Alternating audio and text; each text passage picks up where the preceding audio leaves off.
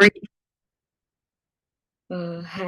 so I'll be giving a short review on week 5 about race and ethnicity and how there were inequalities due to this. So, one question our professor asked from us is that uh, why race is a social construct and not a biological inheritance. So I just want to emphasize on that part is what does social construct means. So social construct is basically things which is made by society, and it is not natural or biological, but it is developed and categorized by different people of the society. For example, a concept like money and marriage, these are social constructs because they exist when people agree to their meanings and terms or values. Human genetics, it's every human being share the genetics from their parents or anything, and everyone has same genetics like skin, then hair, facial, eyes, ears, nose, and stuff. So uh so I have one findings that scientists have found that there are more genetic variation within racial groups between rather than between them. So also, this means that not only physical traits define race, but it also defines biological groups. Also, historical or social factors plays an important role in this question, which is what people used to think in past has to be changed eventually, because some of the things our ancestors have uh, taught to our parents and then to us, they all are going in the same direction. So because of that, the race and the people are divided into different groups and different social norms and things. Rate a race can be defined by skin color, while in others it could be nationality or something.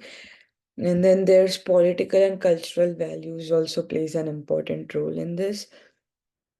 A race has often been used to justify and maintain power structures and social hierarchies. For example, the racial categories have been used to do discrimination between people, and because of that, there are inequalities grown between people to people. So, race is a social construct, but it is based on the social agreements and historical context rather than biological inheritance. So, I would say that uh, because different groups of people share same skin color or hair type or their nationality, they all are grouped as same. And that's why race is generally considered as biological inheritance rather than social construct. But it is a social construct because society have made that race, not people among themselves have done that. And I would like to emphasize on one more thing, which is let's talk about race and ethnicity. So let's talk first about race. What is race? So race is a group of people having same skin texture or hair texture or facial features. For example, racial groups like blacks, white, Asians, then Latinos, etc., etc. These rays, it's not just about looks, it also about how they are socially and historically connected. That factors also plays an important role. um, ethnicity refers to cultural factors such as nationality, language, traditions. For example, Mexican or Chinese isn't just how you look. It's about how your culture is, how you celebrate a certain festivals, or how you interact with people. These all things matter in context with ethnicity. Understanding race and ethnicity is important for the betterment of the diverse world we have. It also shows that people's experience and identities are shaped by both their physical and cultural backgrounds. What is racial and ethnic prejudice and discrimination? So, what is prejudice basically? So, prejudice is something what people believe from a certain racial groups. For example, if if a society thinks that this particular group is lazy and not so attentive, that is prejudice, prejudicing everything within that racial group. But discrimination, it's amongst the people. So, for example, the job rates for white peoples are higher than the rates for getting opportunities for Asian or Black people.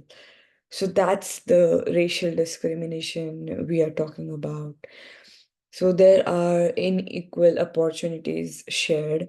For example, white people or people who are rich, they have more job opportunities, or they get more safety and security. They get the richer gets richer and the poor remains poor. That's what the psychology over here is. I would like to share one incident from the video which we saw in the video which we saw from the OGL link was of a group of people from India back in 1914 when they arrived in Canada, how the things were differently. So there was a ship named Komagata Maru, which was arrived in Vancouver in Canada, and there were around 400 Sikh immigrants from India. They were seeking opportunities and seeking to enter in Canada for their better life. But at that particular time, Canada had very strict rules and immigration laws that made difficult for the people from Asia to settle down here in Canada. These laws were designed to keep out immigrants from certain part of the world, including India. The government wanted to limit immigration processes from Asia, believing that these migrants were not welcome to Canadian history or society.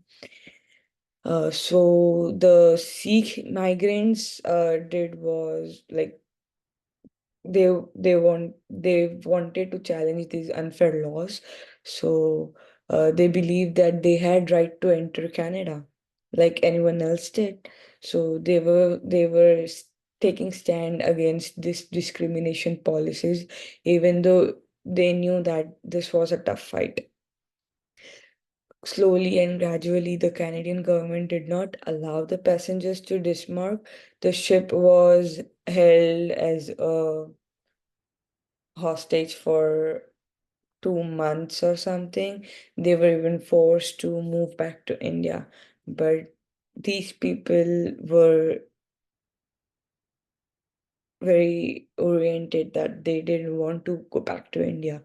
And this incident matters the most because here it shows the discrimination between Asians and other people from the world, that Asians were not allowed to enter in Canada back in 1914, which shows the racial discrimination.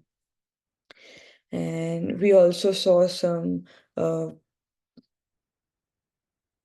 money inequalities from our class.